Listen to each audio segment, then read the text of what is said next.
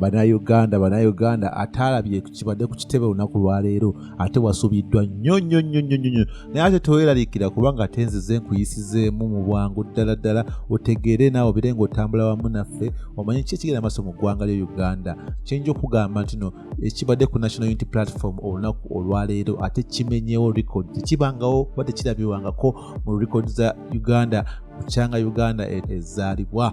Kugambye olunaku lwaleero twalabye His Excellency Robert Kyagulanyi Ssentamu era Mr. President nga yakulembedde olwokaano olw'okunoonya ssente kaweefube bakunoonya ssente za kampeyini 2026. Kino tukimanyi bulungi nnyo nti embeera mu Uganda yeyaayanira nkyukakyuka era nga agikulembeddemu era akutte steering ye His Excellency Robert Kyagulanyi Ssentamu. Naye ng'olunaku lwaleero ye yavudde ate nayanjula komiti egenda okuba nga ekulembera emitendera gino egy'okuba nga tukunganya ssente zino zigenda okuba nga ziyambako mu bintu bya kampeyini n'okutwaliza wamu. Naye nga komiti eno yagiyanjuddeyo era akulembera komiti ono ayitibwa Engineer Honorable Balimwezo Ronald ng'ono ye mubaka wa Parliament mu Nakawa East era nga ku luno kino ekisanja ekijja ajja kuba Lord Mayor kadi ya National Unity Platform. Naye nga tukimanyi nti no kati ye engineers okukwata mu Kampala ate ajongereko next level. Wabula ono yeeyamye okuba nga agenda kukola guno omulimu n'amaanyi gonna ag'omu buto era naddala ng'akulembeza Mukama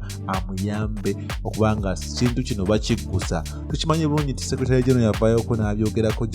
Louis Rubongoya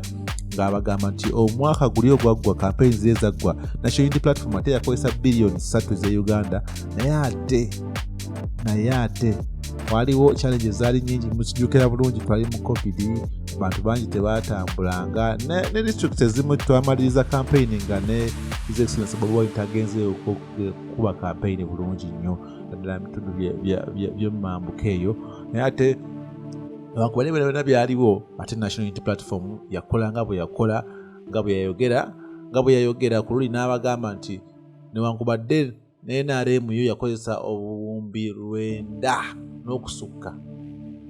yasigala ewanguddwa era nga National Unity Platform eyawangula newankubadde ebintu tebyavaayo bulungi nnyo nga bwe mwawulira ebyaggwera mu kooti ate n'omusango ne guvaayo. Naye ate nga ki ekifudde National Unity Platform ey'enjawulo ku luno? First of all ekisookera ddala nti teri candidate yazze kwesimbawo bakwegwanyiza kaadi ya kibiina yasabiddwa ssente ku mitendera gyonna.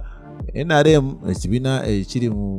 bufuzi bw'eggwanga right now wetwogerera ate ekyo kyali kyajinga miliyoni 3 buli kinoomu naddala abana ba member of parliament abaagala okufuna kaadi z'ekibiina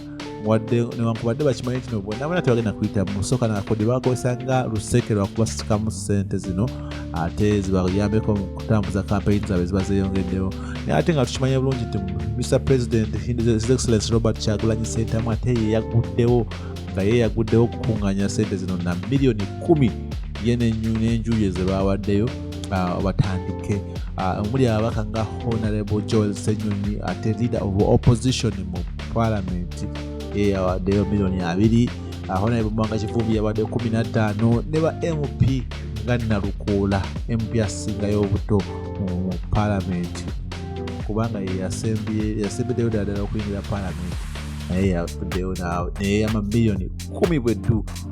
bonna abasinga bawaddeyo miliyoni 10. Naye ate nga tukiraba bulungi nti no ku luno tulabidde ddala Bannayuganda nga beekunganyiza bakwatidde wamu okubaako kye bakolawo okukyusa obukulembeze bw'eggwanga Uganda. Tukirabangako Abannayuganda bazze mu massive numbers okuva Uganda yonna bonna nga bali ku kitebe nga balaga nti kintu kimu ekibaleese kuwaayo ssente kubanga His Excellency Robert Kyagulanyi Ssentamu wamu n'abakulu abalala balangirira dda wiiki ewedde ne bagamba nti ku Monday tugenda tutandika okukunganya ssente olw'ensonga nti gavumenti nga bwe yavaayo neyogera ebikikinike ne bagamba nti ate tebagenda kubawa ssente wadde n'ekikumi ku luno balina kufaafagana bokka. Tukimanyi bulungi nti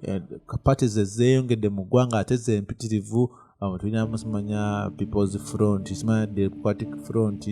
ate PPF naye ate mu kweyongerayo nnyingi gavumenti esigala oba state esigala ezisponsoringa tuliddeko n'engambo eziraga nti ate waliyo ne parties ezimu nga ziraga nti za opposition naye nga te state yabadde sponsoringa zijje zimenyeewo National Unity Platform kubanga yeerabise ng'esinza okubaako ki okuteekawo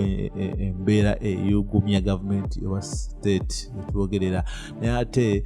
okuvayo ne bakola statement tebagenda kuwa National Unity Platform wadde n'ekikumi kyo kibadde kimalamu amaanyi naye ate bano aba National Unity Platform abakulembeze nabo balaze obukodyo bonna bwe balina obwakabi bwe bagamba nti abantu abamu basomera ku Harvard basomera wa bano ba lawyers abasinga bano abantu tebazze mu kumuzannyo bamanyi kye bakola era ekintu bakibala bulungi nnyo bino bigenda mu maaso bigenda nga bwe babibala naye bakulaze nti eno campaign gye baleese y'okunoonya ssente zino ate bagitambuza bulungi nnyo nti kati baleese ssente zino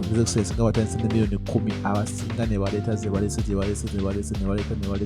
era ng'abantu bakyaleetera ddala ssente ababaka abasinga abeesimbyewo abeegwanyiza kaadi abali ku diaspora bani babuloga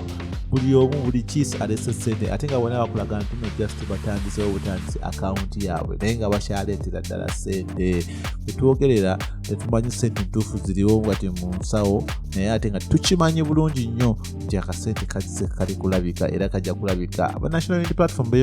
beeyongedde okulumya ddala ab'ebibiina ebirala nga balaga nti newankubadde tebabawadde ssente bajja kulaba nga bakola buli kisoboka okubanga ssente zifunika ezigenda okutambuza campaign naddala eya Mr. President His Excellency Robert Kyagulanyi Ssentamu kubanga yeetaga ate okutalagira ddala eggwanga lyonna erya Uganda buli district buli kyalo buli kifo abe nga akigendamu okulaba nga abantu bategeera bulungi message y'enkyukakyuka era nga tebakola era kulonda akalulu ka 2026 yes tukimanyi nti no yes omuntu yenna aba yeesimbyewo ekibiina kirina okumukwatirako nekimuteramuko ku kasente naye ate n'omuntu oyo kennyini alina okwerwanako embeera weebanga etuuse weyeetaagira naye okujja yago omubuto naye nga yes yeye embeera egenda maaso mu ggwanga lya Uganda era ekyabadde ku kitebe kya National Unity Platform nga yamulaba ebifaanani ne videos obugenda mu maaso eyo kubadde kujaguza gabadde basanyu sirabanga ko Bannayuganda nga abasanyufu okuwaayo ssente omanyi nti Uganda Bannayuganda basinga bali mu haso bali mu kweyiiya ssente zibabuze ebintu tebitambula bulungi naye ku luno tulabye Bannayuganda nga bajja basimba layini kuganga balwana n'okulwana okubaako nga kye bawaayo okubaako ettofaali lye bateeka ku struggle si Bannayuganda bakaba badde ku ground wabula n'abo bali mu diaspora ate nabo beekozemu omulimu n'owulira nti ate bali bawaddeyo miliyoni 2 meka bonna nga balaga nti yeno chance kyekiseera wadde tetusobola kwera ku ground tetusobola kugenda kwekalakasa tetusobola kwesimbawo mu byabufuzi wabula kyetusobola kwekuwa akalulu ye protest vote kukuma akalulu kaffe nekukuwa kasente konakona ketunaba tufunyeewo naye nga jjukira nti Mr. President yabagambye nti kati sente zino tetwetaaga sente zokazokka wabula twetaaga ne support yammwe abalina ebidduka abalina amamotoka n'abalina emmere abasobola okutuwa emmere ku zino zi campaign bazi rallies tujja kuba nga tugiyaniriza bulungi nnyo era nga tulabira ddala nti system ekyagenda mu maaso kwegamba gakyali mabaga leero lunaku olusoose naye nga bawadde omwezi gumu yeeyamye ssente zataleese mu buliwo bamuwadde omwezi gumu anoonye ssente zino era campaign zitandike emipiira gyabike kati bwenjogerera wano ba National Unity Platform bo bali mu kujaguza bali mu kwesetinga ate nga aba NRM oba National Resistance Movement bo tumanyi bo bali batya kubanga amawulire gano gatiisaamu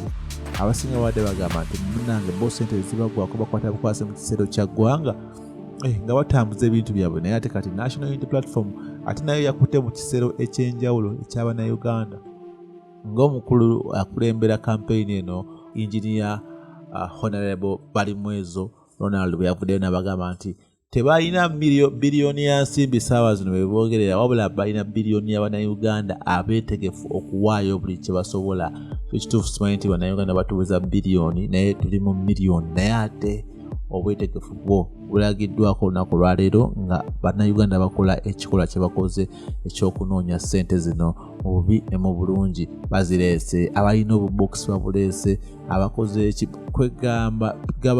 gabadde masanyu meerere naye ate kubadde nakulaga mu mwoyo wa ggwanga na kiba na Uganda kye bayagaliza mu mwaka ogujja mu kalulu ka 2026. Byonna ebinaavaayo nze naawe wabula nga tujja kubaawo nga tubalondola tulaba gye binaggweera gye binaba bitambudde obubi oba obulungi bwonna tujja kuba nga tugakuwa sigala ng'okyali ku DVC.